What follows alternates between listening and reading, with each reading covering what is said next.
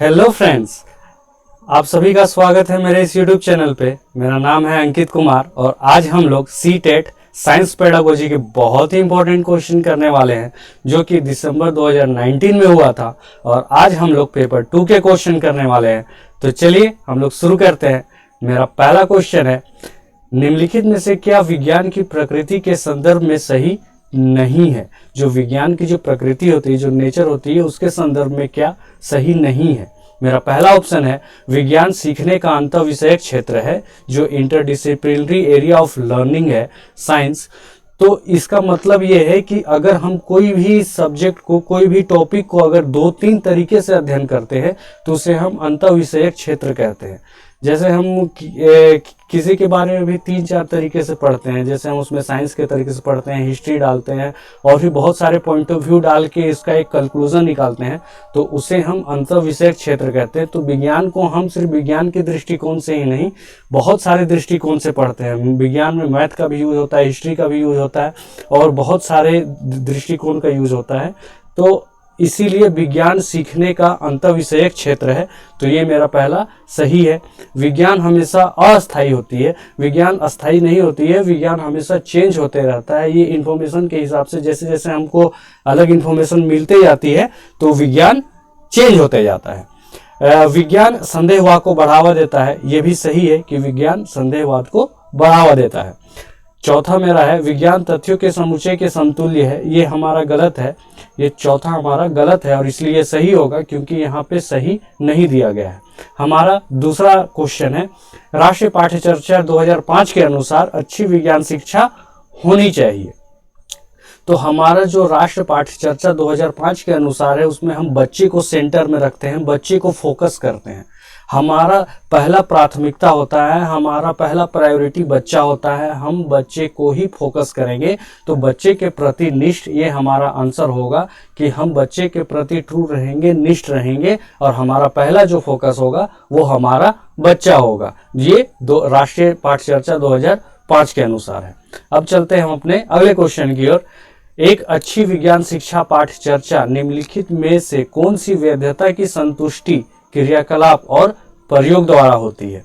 तो इसका आंसर होगा प्रक्रियात्मक। हम प्रक्रियात्मक द्वारा जो पाठ्यचर्या है, विज्ञान पाठ्यचर्या है, उसकी वैधता की संतुष्टि करते हैं। तो जिसका आंसर होगा वो 4 होगा। इसका आंसर होगा प्रक्रियात्मक प्रोसेस। अब चलते हैं हम अपने अगले क्वेश्चन की ओर। अनु कक्षा 8 के बच्चों को शैक्षणिक भ्रमण के लिए लेकर जाती है। वो बच्चों को गांव में या शहर में, वो जो भी है, स्कूल के आसपास के क्षेत्र में, समाज में घुमाने के लिए ले जाती है। और इस क्रियाकलाप के लिए निम्नलिखित में से क्या सबसे उपयुक्त उद्देश्य हो सकता है, उसका उद्देश्य क्यों है, अनु अपने छात्र को क्यों घुमाने ले जा रही है। तो मेरा पहला ऑप्शन है, यह बच्चों के मध्य अंतः क्रिया को प्रेरित करता है। ये सही है। जो बच्चों के बीच जो इंटरेक्शन होगा उसको ये बढ़ावा देगा। ऐसी क्रियाकलाप अंतः क्रिया को बढ़ावा देते हैं, प्रेरित करते हैं। ये पहला ऑप्शन मेरा सही है।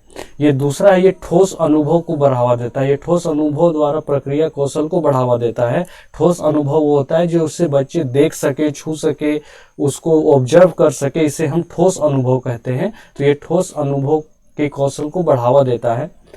ये बच्चों के अवलोकन कौशलों को बढ़ावा देता है। बच्चे जब किसी चीज को देखते हैं और उसको ऑब्जर्व करते हैं, अवलोकन करते हैं, उससे बहुत सारी चीज सीखते हैं। तो ये अवलोकन कौशल को भी बढ़ावा देता है। तो ये मेरा सी सही होगा। यह शिक्षक और कक्षा के एक लय को तोड़ता है। ये मेरा डी गलत है। ठीक है, ये लय को तोड़ता नहीं है, जोड़ता है। तो ए बी सी मेरा सही है। तो मेरा पहला ऑप्शन मेरा सही होगा। अब चलते हैं अपने अगले क्वेश्चन की ओर। निम्नलिखित में से क्या उच्च प्राथमिक स्तर पर विज्ञान की शिक्षा का उद्देश्य नहीं होना चाहिए। जो 6 क्लास से ऊपर है, उच्च प्राथमिक स्तर है, उसमें हम विज्ञान का क्या एक उद्देश्य नहीं होना चाहिए। तो विज्ञान का उद्देश्य ये नहीं है कि आप पाठ्य पुस्तक तक ही सीमित रहे, आप पाठ्य पुस्तक की परिभाषा तक ही सीमित रहे। आपको पाठ्य पुस्तक एक साधन है, उसका आपको सहयोग लेना है, लेकिन आपको सिर्फ और सिर्फ पाठ्य पुस्तक तक ही सीमित नहीं रहना है और उसके परिभाषा पर ही सिर्फ बल नहीं देना है। ठीक है, आपको ये उद्देश्य नहीं होना चाहिए कि आप सिर्फ और सिर्फ परिभाषा को फोकस करेंगे या परिभाषा पर बल देंगे। ठीक है, मेरा अगला क्वेश्चन है, निम्नलिखित में से क्या बच्चों के समालोचनात्मक चिंतन को बढ़ावा देता है? समालोचनात्मक चिंतन वो होता है जिसे क्रिएटिव थिंकिंग होती है, जो क्रिएटिव थिंकिंग होती है, क्रिटिकल थिंकिंग होती है, फ्लेक्सिबल, जो बच्चे बहुत तरह से सोच पाएं। ठीक है, तो बच्चे की जो सोचने की क्षमता है वो इस तरीके से बढ़ेगी, वो फ्लेक्सिबल हो पाएगी जब बच्चे आपस में चर्चा करेंगे और आपस में कुछ नॉलेज साझा करेंगे, तो बच्चे अपने दृष्टिकोण से भी उस चीज़ को देख पाएंगे और दूसरे के दृष्टिकोण से भी उस टॉपिक को समझ पाएंगे। तो हमें चर्चा करना होगा, तो बच्चों को समूह में आपस में चर्चा और इसके उपरांत बड़े समूह में साझा करने के लिए कहना, तो ये इसका बेस्ट ऑप्शन है 3 का, इसका आंसर 3 होगा। अब चलते हैं अपने अगले क्वेश्चन की ओर। एक शिक्षक कक्षा आरंभ एक दिए गए भोजन के नमूने में मंड का रासायनिक परीक्षण का प्रदर्शन करके करता है। उपरोक्त कथन में रेखांकित शब्द से संबंधित संरचनात्मक प्रक्रिया है। तो एक शिक्षक है, वो अपने क्लास का प्रारंभ एक भोजन है, एक भोजन दिया गया है, उसमें एक मंड का नमूना है। मंड बोलता है स्टार्च, और स्टार्च होता है जो शुगर होता है, जो हमारा ग्लूकोज होता है। ग्लूकोज जब टूट जाता है बहुत सारे भाग में तो उसे मंड कहते हैं, स्टार्च कहते हैं। और स्टार्च का डाइजेशन हमारे लार से होता है, हमारे सलाइवा से होता है, हमारे मुंह में होता है। ठीक है, तो ये जो मंड है, मंड का रासायनिक परीक्षण यहाँ पे कर रहा है। तो यहाँ पे सृजन करना वो होता है जिससे आप कुछ चीज़ बना रहे हैं, कुछ चीज़ क्रिएट कर रहे हैं, तो ये नहीं होगा। ठीक है, आप यहाँ पे परीक्षण कर रहे हैं, मंड का रासायनिक परीक्षण कर रहे हैं। तो यहाँ पे विश्लेषण करना मतलब व्याख्यान करना होता है, इसमें ये नहीं आएगा। अनुप्रयोग, ये अनुप्रयोग सही है, आप यहाँ पे परीक्षण कर रहे हैं, यहाँ पे आप प्रयोग कर रहे हैं, तो यहाँ पे अनुप्रयोग मेरा सही आंसर होगा। और बोध मतलब होता है कुछ चीज़ को समझना, कुछ चीज़ के बारे में आपको जब जानकारी हो जाए, जब आप किसी चीज़ के बारे में, नॉलेज के बारे में समझ जाए, तो उसको कहते हैं बोध करना। तो ये बोध करना यहाँ पे गलत होगा। इस क्रियाकलाप को हम क्या कहेंगे? इस संज्ञानात्मक प्रक्रिया को हम अनुप्रयोग कहेंगे। ठीक है, ये मेरा 3 सही आंसर होगा।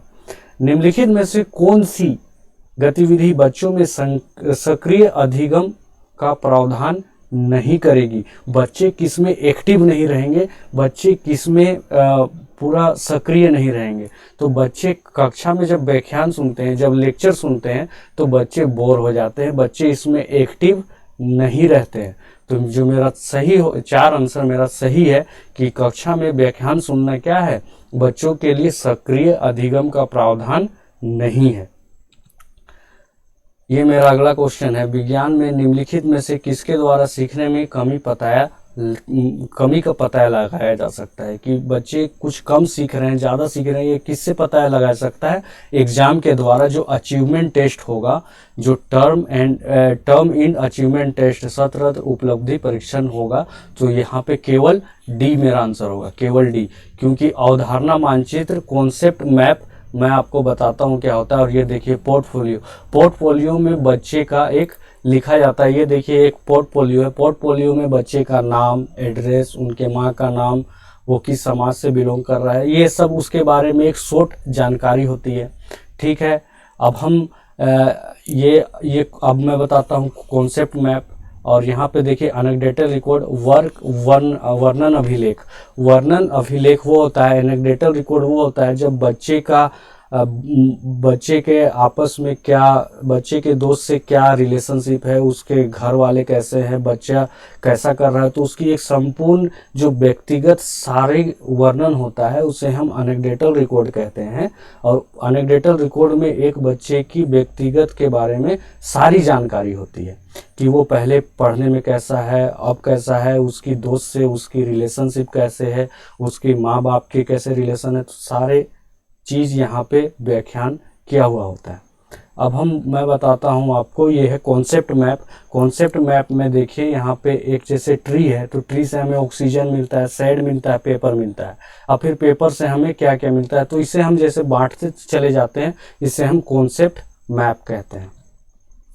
यहाँ पे देखिए, which of the following tool is based on technique of observation? निम्नलिखित में से कौन सा साधन अवलोकन आधारित है?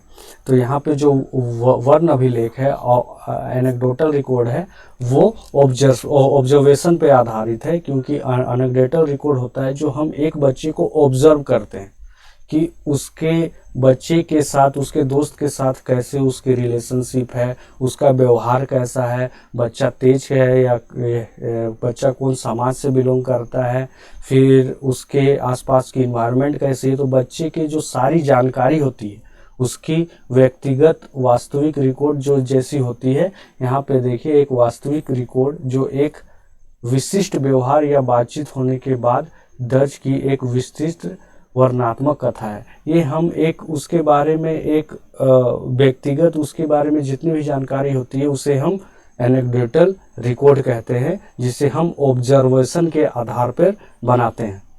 ठीक है, नीचे दिए गए कथनों में से कौन सा कथन सही है? तो यहाँ पे कौन सा कथन सही है देखना है। पश्मीना सोल बकरी के बालों से बनता है, ये सही है। ठीक है। अंगोरा एक प्रकार की ऊन है जो कि खरगोश से प्राप्त होती है, ये भी सही है। ऊँट की ऊन कारपेट से उपयोग नहीं, ये गलत है। ठीक है। पश्मीना